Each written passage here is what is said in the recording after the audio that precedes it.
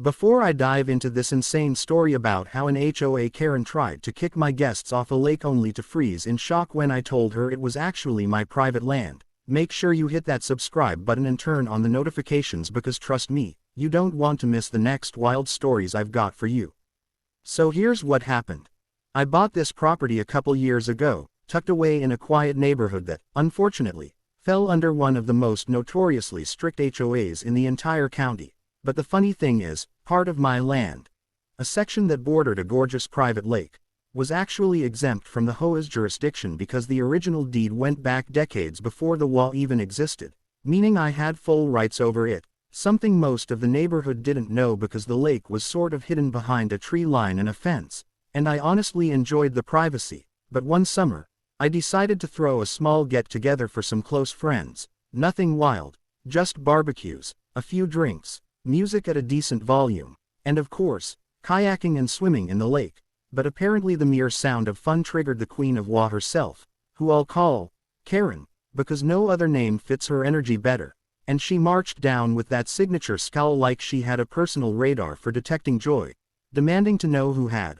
authorized my guests to be at the lake. And I swear the way she puffed up her chest you'd think she was a sheriff of some old west town. Except instead of a badge she had a clipboard and an ego the size of Texas. But here's where it gets juicy. She started yelling at my guests, telling them they had to leave immediately because the WA rules didn't allow unauthorized gatherings at community amenities, and my guests, bless their polite souls, started gathering their things, clearly uncomfortable, until I walked over and asked Karen, calmly, what exactly she thought she was doing, and she snapped back, enforcing the rules, something clearly no one else around here is capable of doing, and I nearly laughed because it was such a textbook Karen move, but instead, I asked her which rule book she was quoting, and she instantly launched into a tirade about WA Bylaws Section 12b, and community use restrictions, and that's when I decided to deliver the first twist.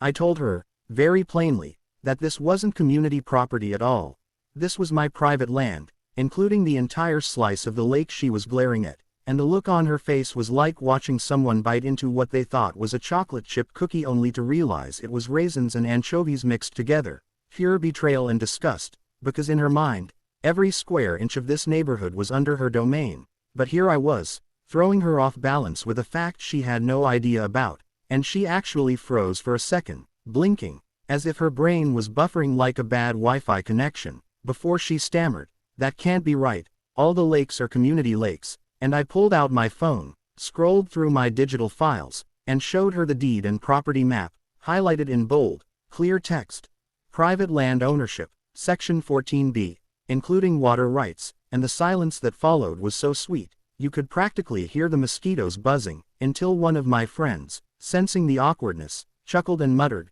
"Guess we're good to keep swimming then," which snapped Karen out of her frozen state and sent her spiraling into the second act of her drama, where she doubled down, insisting the WA must have made a mistake, and that she would be filing a complaint, as if complaints had magical powers to alter legal property lines. And at this point, the party vibe had turned into a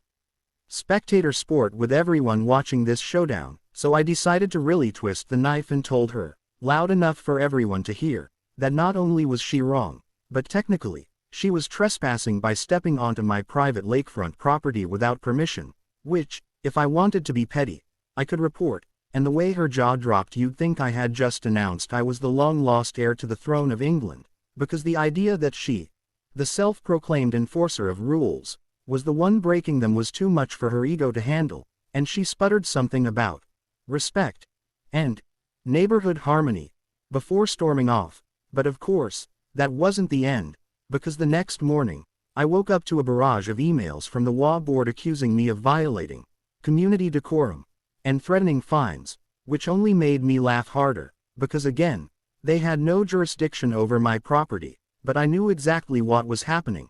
Karen had gone crying to the board, probably painting me as some anarchist neighbor hosting illegal lake raves, so I printed out all my property documents, highlighted every section that proved my land was exempt, and marched right into the next WA meeting, which, if you've never been, is basically a circus of power-hungry people arguing about mailbox paint colors. And as soon as I walked in, Karen shot me this smug look like she thought she had already won. But when the board tried to confront me, I calmly slid the paperwork across the table, sat back, and let them read, and the room went from murmurs of disapproval to dead silence. Then one of the board members actually cleared their throat and said, "It appears Mr. Me is correct. This section of the lake is privately owned and outside of HOA governance," and I swear the shade of red Karen turned could have lit up a stoplight, and she started babbling about precedent, and community unity, and how it just isn't fair, that I had special rights, and that's when I dropped another twist.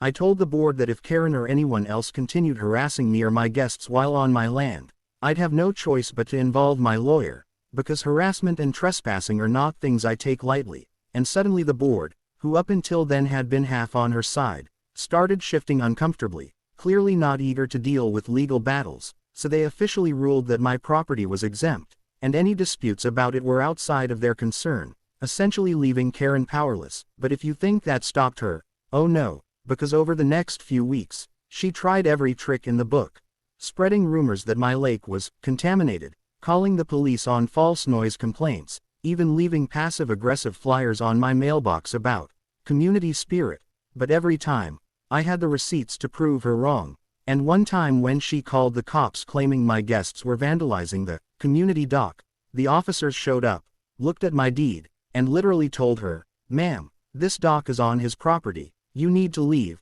and she screamed so loud a goose flew off the water in panic, which was honestly the highlight of my summer. And here's where the final twist came. About a month later, I was outside grilling when a different neighbor, a sweet older guy who'd lived there long before the war, came over and quietly thanked me, saying that for years, Karen had bullied everyone into submission, acting like she controlled the whole neighborhood, and my standing up to her had shown people that she wasn't invincible. And slowly, other neighbors started warming up to me, dropping by for barbecues, asking if their kids could fish on the lake. And of course I said yes, because unlike Karen, I actually believe in sharing joy, and